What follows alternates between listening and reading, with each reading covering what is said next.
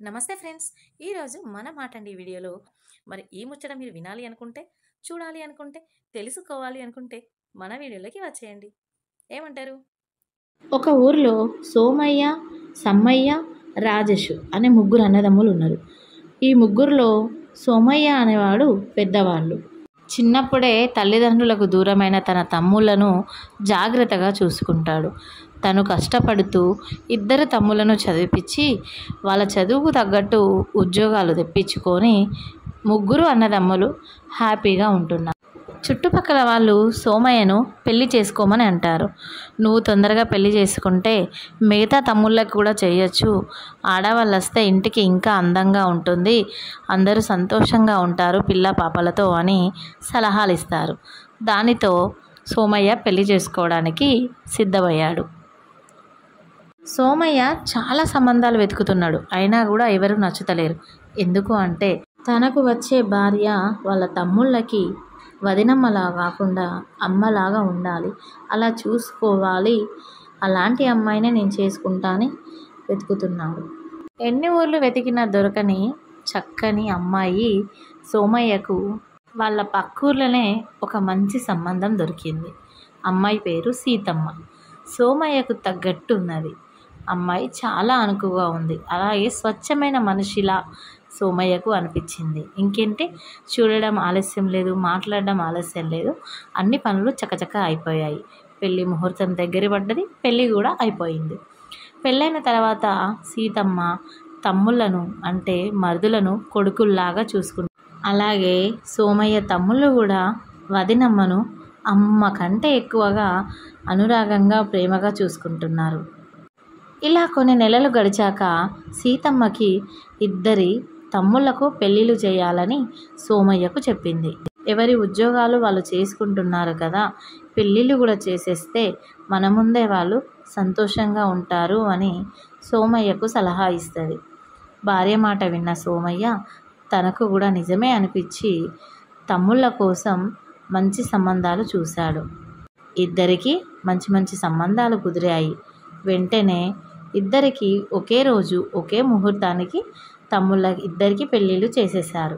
ఇంకా ఆ ఇంట్లో ముగ్గురు కొడుకులు, ముగ్గురు కోడళ్ళు. ఆ ఇల్లంతా సందడే సందడిగా చాలా చూడముచ్చటగా ఉన్నది. చూసే వాళ్ళకి చాలా కనువిందుగా అనిపించేది. పెళ్ళైన కొత్తలో వచ్చిన కోడళ్ళు కూడా చాలా బాగా ఉండేవాళ్ళు. కొన్ని నెలలు అయిపోయిన తర్వాత మెల్లిమెల్లిగా చిన్న కోడళ్ళు ఇద్దరూ కూడా గొడవలు పెట్టుకోవడం మొదలుపెట్టారు. ప్రతిదీ అన్న చెప్పినట్టే వినాలా, వదినమ్మ చెప్పినట్టే చెయ్యాలా అని సోమయ్య తమ్ముళ్లను ఆరాదీయడం, నిలదీయడం మొదలుపెట్టారు కొత్తగా వచ్చిన కోడళ్ళు. ఇది చూసిన సోమయ్య చాలా బాధపడ్డాడు. అప్పటికిను వాళ్ళకి కొద్ది కొద్దిగా దూరంగా ఉంటూనే చూసి చూడనట్టుగా ఉన్నాడు. కానీ సీతమ్మ తల్లి చూస్తూ అది భరించలేకపోయింది. వాళ్ళు వేరు కాపురాలు పెట్టడానికి మేము రెడీగా ఉన్నాము అన్నట్టుగా వీళ్ళకు అర్థమైపోయింది. వాళ్ళను వదులుకోలేని సీతమ్మ ఆలోచనలో పడ్డది. ఎందుకంటే మరుదుల కోసం సంతానానికి కావాలని దూరమైంది సీతమ్మ తల్లి. అటువైపు మరుదులకు కూడా ఈ ఇల్లు వదిలి వెళ్ళాలని వాళ్ళకు లేదు. కానీ భార్యల్ని ఏమనలేక అటువైపు వదినమ్మ అన్న మాట తీయలేకపోతున్నారు. సీతమ్మ కావాలనే మరుదులతో కలిసి భర్తతో కలిసి ఇద్దరు తోడికోడళ్ళ వాళ్ళ మనసు మార్చుకోవాలని ఒక చిన్న ఆలోచన అయితే చేసింది.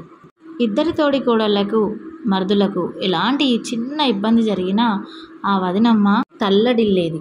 అలాంటిది తన కుటుంబం విచ్చలవిడిగా అయితే ఎలా ఊరుకుంటుంది. అందుకే ఒక మంచి ఆలోచనతో తనకొచ్చిన ఆలోచన గురించి తన మరుదులకి భర్తకు చెప్పి వాళ్ళ సహాయం కూడా తీసుకున్నది.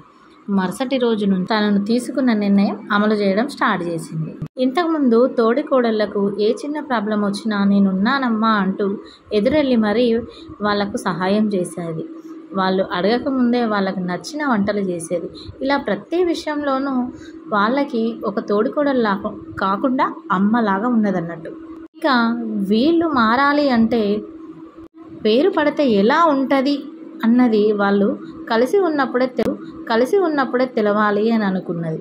తోడికోడళ్లకు కానీ మరుదులకు కానీ ఎలాంటి సహాయం చేయడం లేదు సీతమ్మ.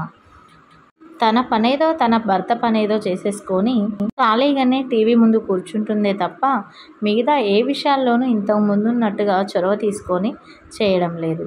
దానితో మిగిలిన చిన్న తోడికోడళ్ళు ఇద్దరూ ఆశ్చర్యపోయారు. ఎందుకు సీతక్క ఇలా చేస్తున్నది, మనల్ని ఎందుకు వేరుగా చేస్తున్నది అనే. పోనీలే, మనకు కావాల్సింది కూడా ఇదే కదా, ఎప్పుడు గొడవలు అవుతాయా, ఎప్పుడు వేరు కాపురాలు పెడదామా అని ఎదురు చూస్తున్నాము అనుకొని వాళ్ళ రూముల్లోకి వెళ్ళిపోతారు.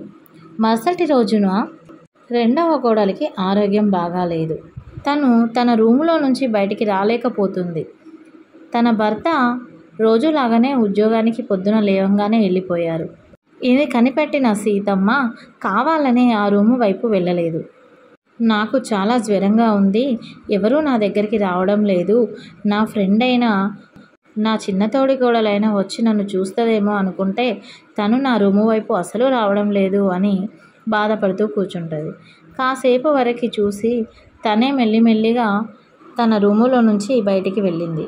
తనకన్నా చిన్నదైన చిన్న తోడికోడల్ని పిలిచి, నాకు ఆరోగ్యం బాగాలేదు, అసలు పని చేయడం చేతనవుతలేదు, నాకు కొద్దిగా ఏదైనా చేసి పెట్టవా త్రాగడానికి అని అంటది. దానితో ఆ చిన్న తోడికోడలు, నాకు వేరే ఏం పని లేదనుకుంటున్నావా, నీ పని నువ్వు చేసుకో, ఎలాగో వేరుపడే వాళ్ళం కదా, వేరుపడ్డాక నువ్వెవరో నేనెవరో లానే ఉంటాము, ఊరికే ఒకరింటికి ఒకరం వస్తామా అని చెప్పేసి వెళ్ళిపోతుంది.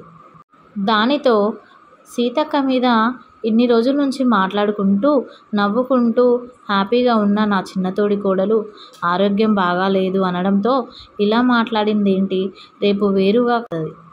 దానితో సీతక్క మీద ఇన్ని రోజుల నుంచి మాట్లాడుకుంటూ నవ్వుకుంటూ హ్యాపీగా ఉన్న నా చిన్న తోడికోడలు ఆరోగ్యం బాగాలేదు అనడంతో ఇలా మాట్లాడింది ఏంటి, రేపు వేరుగా కాపురం పెడితే ఎవరు మాట్లాడుకోవద్దా, తను రాదా నా దగ్గరికి, కలిసిమెలిసి ఉండలేమా అని తను ఆలోచనలో పడ్డది.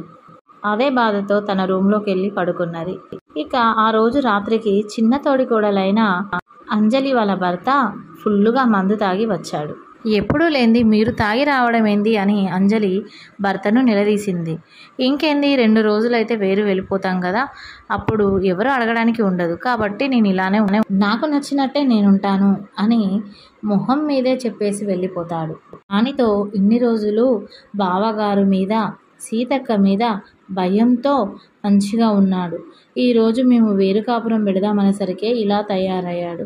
రేపు నా పరిస్థితి ఏంది, రోజు ఇలా తాగి వస్తే నేను ఒక్కదాన్ని ఏమైపోతాను అని తను ఆలోచనలో పడ్డది.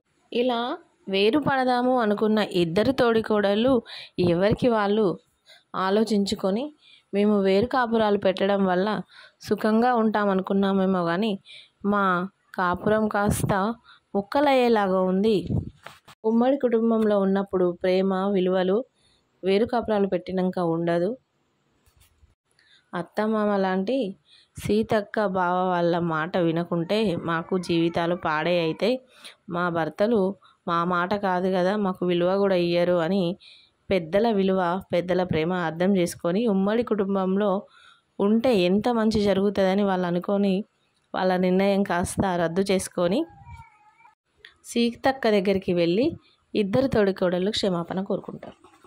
వీడియో నచ్చితే లైక్ చేయండి, షేర్ చేయండి, కామెంట్ చేయండి, సబ్స్క్రైబ్ చేయడం మర్చిపోకండి.